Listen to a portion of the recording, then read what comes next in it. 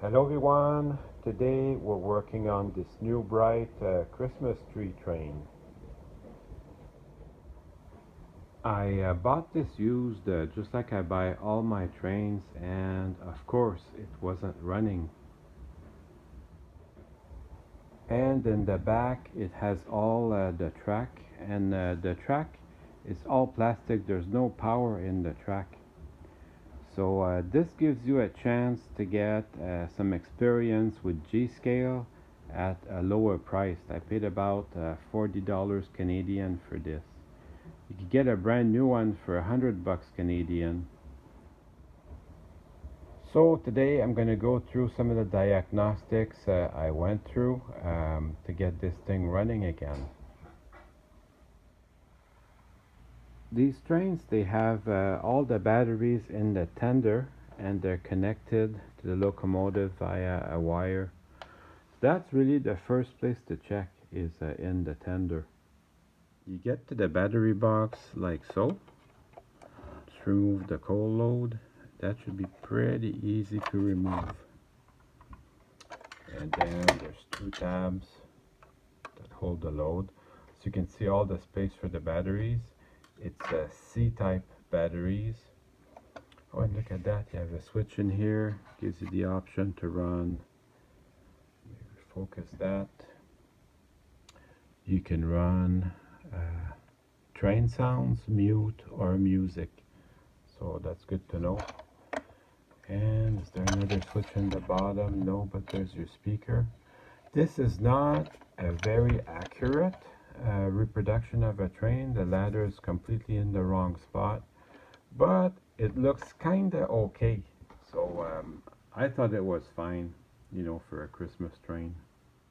This has been in storage for 2 years, so make sure that when you put it in storage that you empty out all the batteries, because if you do put it in storage with the batteries, they can leak, and that will lead to you all these contacts here would be corroded, and then you have to clean that up, which on mine I did not have any problems with that. So that is the first place to check. You want to make sure that your batteries are good. So this one, it was running 2 years ago when I put it in storage. So let's see what it's saying today. Is it still happy? Let's close this a little bit there. Good news, good news. It's still happy. So there's a switch down there. There's a special piece of track that can help you change the switch, so you can have it going forward or backward.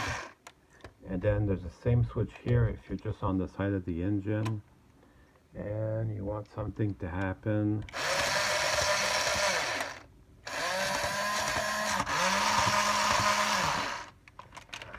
So this is pretty happy today. There's even a headlight. So I've actually never had to open this. I'm gonna say on the whole, they are pretty reliable. Now, when I got it, it did not work, and the reason was the cars, the wheels in the freight cars were all full of lint. You know, the white fake snow they put, it was all full of lint. So all I had to do was clean that up, and I was up and running. So this was kind of a lucky purchase. If you like this train, be on the lookout. Maybe there'll be some for sale after Christmas. Has some good detail. Even the bell moves a little bit. That is really cool. And it's big enough, I think, strong enough for small hands, you know. You know what happens? The grandson comes around and wants to touch it. I think it would be okay.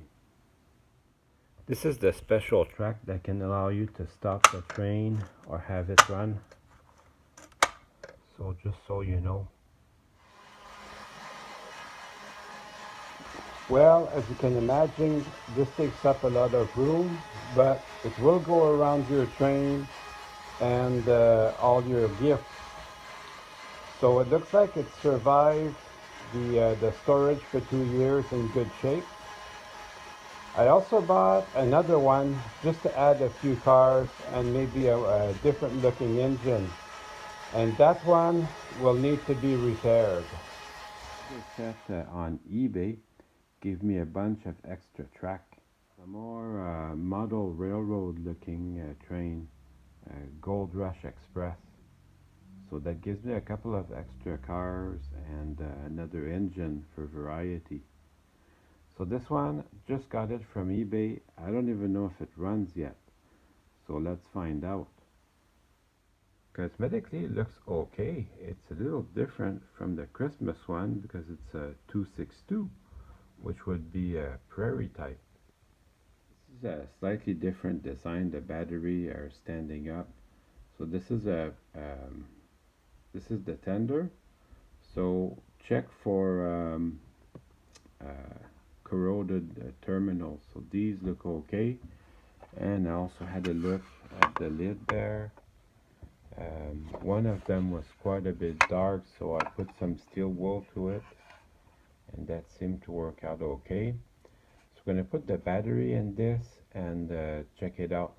Plug it in with the locomotive and check it out to see if everything runs. So this one too was in storage for quite a while, but fiddled around with it a little bit and I got it to go.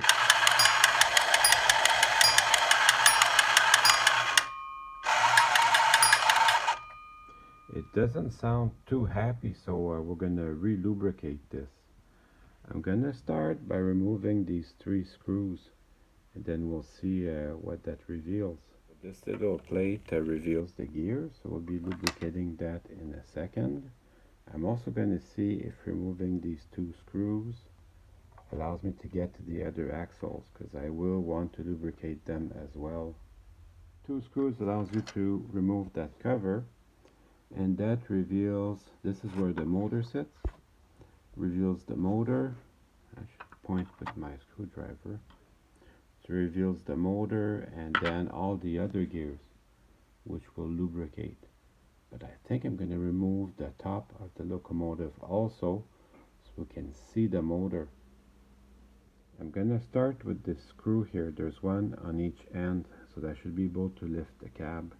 Once you remove the 2 screws, the cab is free. That gives you access to a lot. I'm going to try and remove the main boiler part now. The back of the boiler here has just 4 snaps. 1, 2, 3, 4. So that's just snapped in. So you go very carefully with your screwdriver and it will come right out.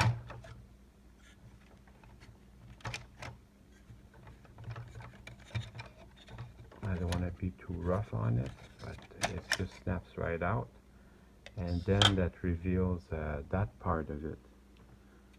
So that, I think that is what makes the little noise, you know, the clickety-clack of the rails. And then there's an extra part there. Look at that, there's an extra set of gauges.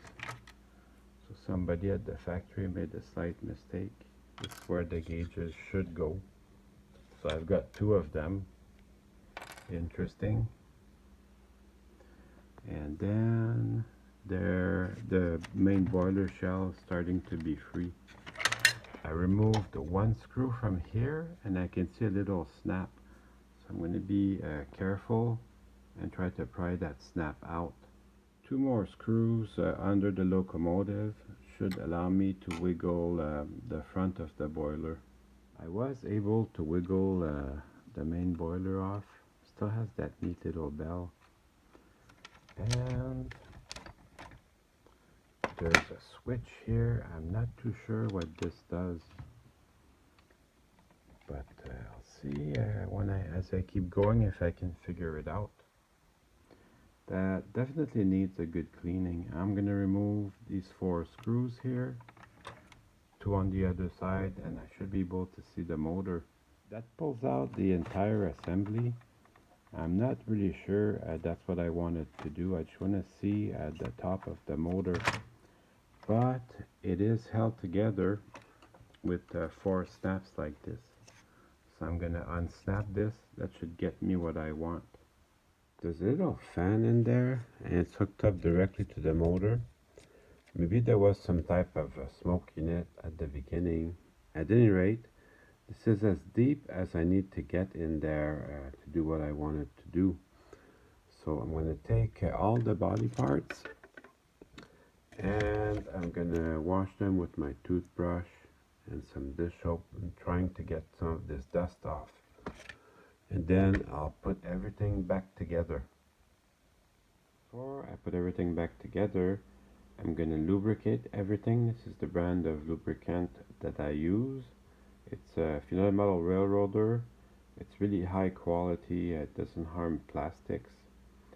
So I don't know if you're not a metal railroader, what else you could use. But this is a little bit on the expensive side, but you get what you pay for. It's safe for plastics. So I use that a lot. So I'm just going to look at everything and try to lubricate every contact that I see like that, every point of contact. I'm going to try to get some in between here if I can. That would be awesome. Under here I have more gears to lubricate. I'll make sure and get everything. And I'm going to put a drop on the bearings here. I think that's going to help. Alright, so I figured out what that fan was for. It's a whistle.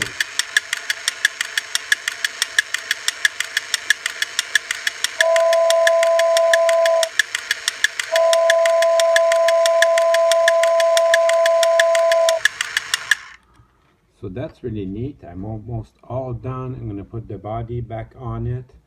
And this is a switch where you can close the whistle. And that's what that does. Well, alright, everything's put back together. I'm going to do one final test on the bench. And then we'll go out on the track. But I wanted to take a minute to wish everyone a happy holidays.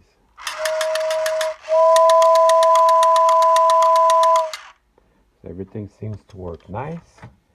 And now it's time to run some trains.